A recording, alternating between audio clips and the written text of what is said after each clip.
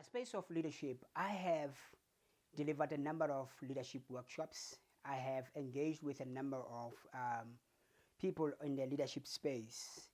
And I have come to realize and to identify that one of the challenges that leaders have is lack of self-awareness. As a result, I invested some time in understanding the concept called self-awareness.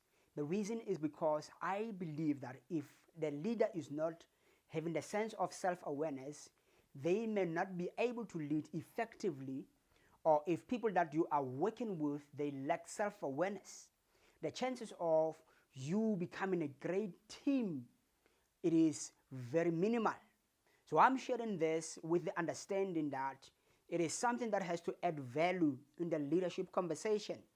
We must have the sense of self-awareness. So the question is to say, what is self-awareness? In much study, this is what I found, and this is how I found it to be defined. The first thing is that self-awareness is a component of the broader emotional intelligence, which has three components. The components are self-awareness, of course. The second one is social skills. The third one is self-management.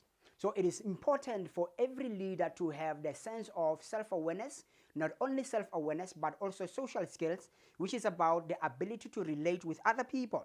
Remember, as a leader, you are not just leading stones. You are leading people that have emotions. So you need to understand your sense of awareness and also understand how other people operate so that you will be able to work together and have less conflicts and have less frictions as a team of people. So the chances are that in the absence of understanding self-awareness, there will be a high level of conflicts in any organization or in any team.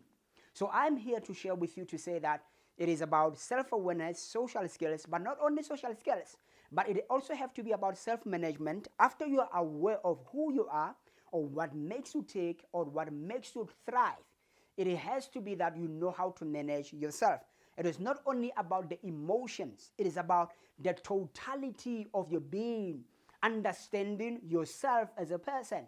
So here's how self-awareness is defined. It's defined as the ability to understand your moods, your drives, and also understanding how they have effect on others. Remember this. It is not only about understanding your drives, your emotions, and your moods. It's also about understanding how they have an impact on other people. Meaning that self-awareness is about you. It's also about understanding how are you affecting other people. It is about how other people are experiencing you. You may think that you are a great leader, but wait a minute. Wait until other people give you feedback. They will tell you that you are a horrible leader because of how they are experiencing you. That might be the truth. That might not be the truth. But in most instances, it is the truth. Especially if it is the feedback that is coming objectively from different individuals. I will also share with you on about how can you understand yourself. How can you get feedback so that you have a better sense of who you are as a person? One of the ways that we can do is to ask for feedback from people that you have served with in different organizations or in different teams of how they have experienced you. You can put a question in a simple way and say that, what are the 3 things that I do well as a leader? But also you can add another one which is very critical to say, what are the 3 to 5 things that I have to improve as a leader? You may not pay attention on the 3 things that you are doing well, but don't put a blind eye on the things that people feel that you have to improve on. And the things that are coming out consistently from different people, please pay attention to that. The reason is because you need to improve your sense of self-awareness. The better self-awareness, the better sense of leadership. You become a great leader the more you are aware of who you are. What is the other definition of self-awareness? I look at to say is about understanding your personality traits, understanding your character traits, and also understanding your abilities, understanding your values, and understanding your talents. If you can have understanding of these things, you are on a right path for sense of self-awareness, because you will also understand what are your strengths and what are your weaknesses. Listen to me. It is very important that even when you are given a position in leadership, if it is not in line with your sense of self-awareness, there's nothing wrong with you deciding to say that I like the position, but it does not basically serve me the best way, and I will not be able to serve you the best way because this area, it is not necessarily an area of my strength.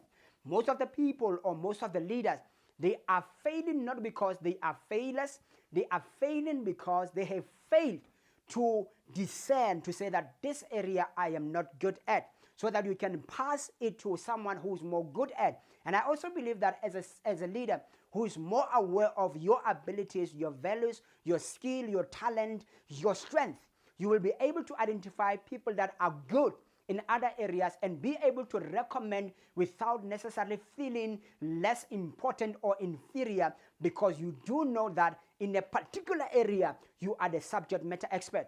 What are you a subject matter expert on? What area are you good at? What area can you deliver? What area can you add value on? So you cannot be a jack of all trade and a master of none. I'm saying that self-awareness, it will be able to say to you, this is an area of your strength, this is an area of your weakness. Therefore, don't play so much in the area of your weakness. Play very strong in the area of your strength. If you want to go into the area of your weakness, let it be that it gives you an understanding of the areas that you have to improve, whether you have to enroll for a particular course, you have to enroll for a particular training, you need a mentor in that area. So at least it must be for that particular reason. You must not allow people make you fail by putting you in the places of the areas of your weakness. So that is the first aspect that I want you to understand. The issue about what is self-awareness. It is very important for you to have the sense of self-awareness. So let me close it by giving you a few benefits of having the sense of self-awareness. The first thing is that most people that are aware of who they are, in many times, they are able to become proactive than reactive because they know who they are. They know what they are capable of. They are able to plan their lives because they know the areas of their strength. Most of the time, if you are always procrastinating, it might be because you are not having the sense of self-awareness. I want to challenge you to say that you must make sure that you are aware of your strength, the areas of your weaknesses, so that you can improve in those particular areas. In the areas of your strength, you are able to add and increase value so that you are able to make a much more impactful a contribution in your team, in your organization, wherever you find yourself at. Then the second thing is that it is able to identify, to say that this is a strength, this is a weakness, so you know what to do and what not to do. What is the third benefit of having the sense of self-awareness? It is mainly about making sure that you are content with who you are. You are not suffering from the issues such as competition with other people. Imagine you compete with someone that is great in his own area, and while you are not good in that particular area. So that is very dangerous. It is critical for you to understand, to say that if you have the sense of self-awareness, you will be content. You will never suffer from inferiority complex, because most people, they are suffering from inferiority complex because they don't have the sense of self-awareness. I believe that self-awareness will give you the sense of self-knowledge, will give you the sense of self-discovery, knowing yourself.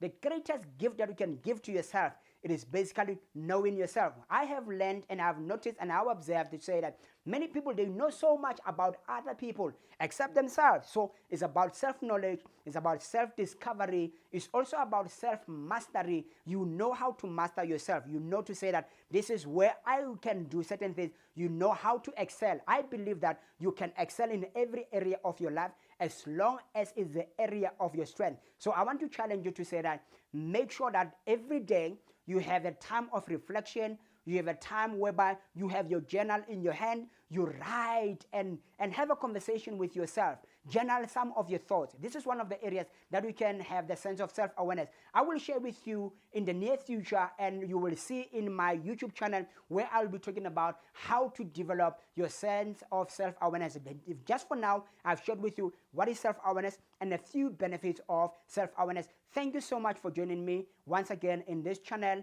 and please do subscribe and share the video and share my channel with other people that can also benefit from this wonderful conversation. God bless you.